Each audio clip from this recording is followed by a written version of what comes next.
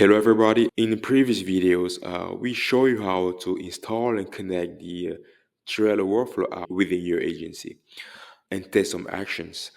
So in this video, we're going to show you how to install the Trello subaccount. How do we go about it? Inside your subaccount, you make sure you come here at the app marketplace. At app marketplace, you search for the app Trello.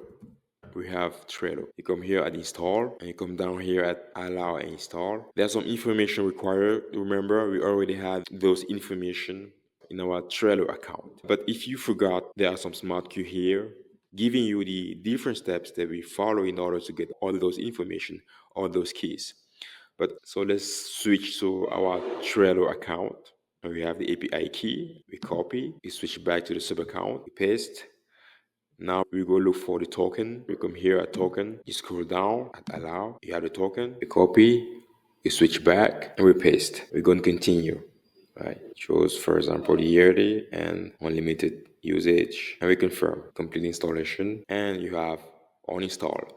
This means that the app is already installed within your sub account. So if you ever have any question, feel free to reach out. Our support team was available 24/7. Thank you for watching.